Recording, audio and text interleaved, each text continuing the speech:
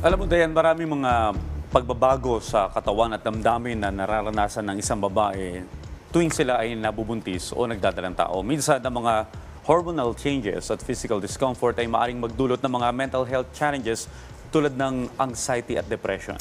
Tama ka dyan, Audrey. Kaya naman ang sapat na kaalaman at pag-unawa tungkol po sa maternal mental health ay napaka-importante. At para ipaliwanag po sa atin kung ano nga ba ito, makakapanayan po natin ang OB-GYN na si Dr. Ana Fe Orbigoso Gloria. Doktora, magandang umaga po. Welcome po sa Rise and Shine Pilipinas. Dayan at Audrey po ito. Morning, Doc. Magandang umaga, Rise and Shine Pilipinas. Magandang umaga, Diane and Audrey. Okay, Doc, para maunawaan po lang lahat, ano po ba itong maternal mental health at maaaring niyo po ba ipaliwanag, Doc, kung ano yung kahalagahan po nito? Ang maternal mental health ay ang emotional at pag-iisip na kalagayan ng isang babae habang siya ay nagbubuntis at pagkatapos ng kanyang panganganak. No? Ang kalusugan at pag-iisip ng babae ay naimpluwensyahan ng maraming stressor sa kanyang buhay at bukod doon sa mga natural na pinoproduce ng ating katawan na hormones at mga chemical at malaking bagay din ang impluensya ng pagkakaroon sa lahi natin ng mga psychological disorder. Ngayon, pag nabubuntis ang babae, maaaring magkaroon ng mas severe na attack ng psychological disorder dahil nga sa pagbabago ng mga hormones para masuportahan ang pagbubuntis ng babae. No? Bukod doon, bumababa din ang natural na resistensya ng katawan ng isang babaeng buntis. Okay, nabanggit nyo, Doktora, no, ito ay habang nagdadalang tao o magpatapos manganak. So, ibig sabihin po pwedeng maprolong itong mararanasang maternal mental health issue ng isa pong nanay?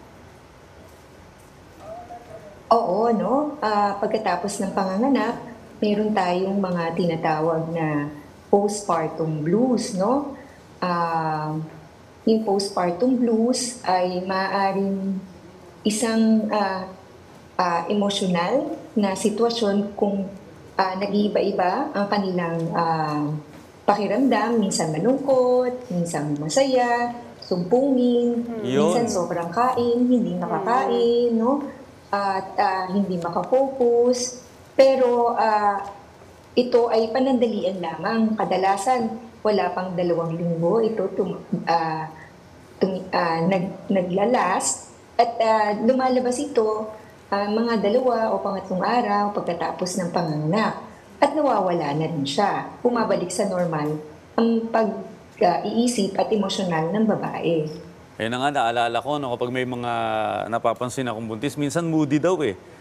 Minsan masungit, minsan sensitive, minsan naman sobrang sayahin.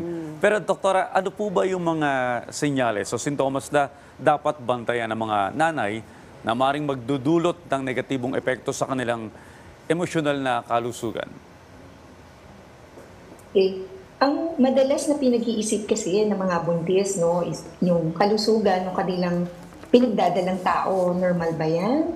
Wala bang magiging depekto paglabas nila? Tapos, ang pagbabago na kailangan nilang gawin sa kanilang pagbubuntis dahil ang dami nilang adjustment. At pagkatapos noon, paglabas ng baby, paano naman nila alagaan, no? Kung magkakaroon sila ng sapat na kakayahan na alagaan yung pinagbubuntis nila o yung bata.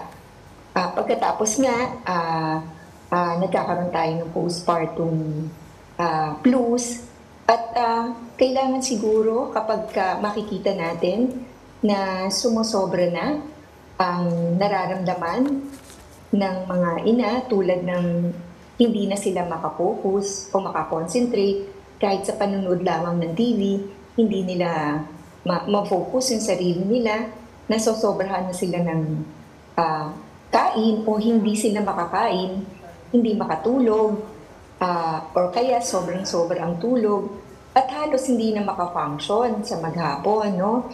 Pagka ganito na yung mga sitwasyon, maganda kumukonsulta na upang maagapan at hindi magdulot ng mas malala pang kondisyon.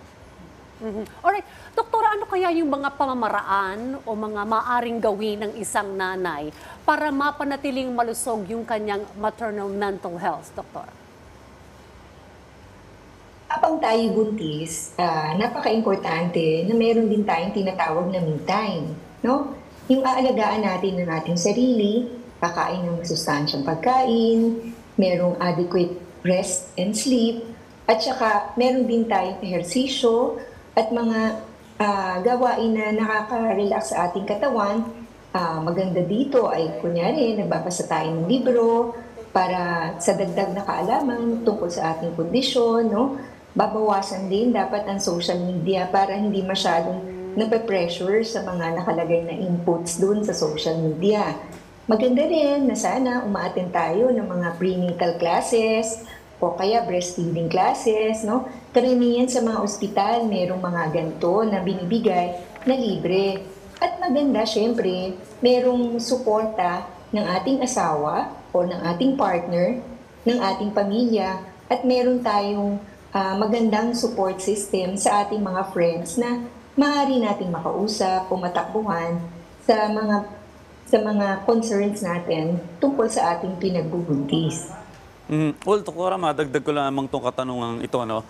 May mga nagbubuntis po na may pagbabago sa kanilang biological aspect ng kanilang pangangatawan. Halimbawa, nagka-cramps yung tiyan, yung iba morning sickness, yung iba naduduwal, ano? Ito po ba'y may epekto rin sa kanilang mental health? Syempre lahat ng discomfort, no? Kasi nga hindi na nila magawa yung dati nilang ginagawa. Kaya yung mga kondisyon na to nagdadagdag sa kanilang mga pag-iisip na baka hindi nila kinakaya yung kanilang pinagbubuntis, no? So, yes, totoo yun. Mas maraming ang komplikasyon habang buntis, mas mataas yung posibilidad na magkaroon ng mga mental health issues. Well, Doktora, maraming salamat po sa mga impormasyong ibinahagi niyo po sa amin patungkol po sa maternal mental health. Nakapanayan po natin, Dr. Ana Fe Orbigoso Gloria, isang OB-GYN. Thank you, Doc. Maraming salamat, Doc.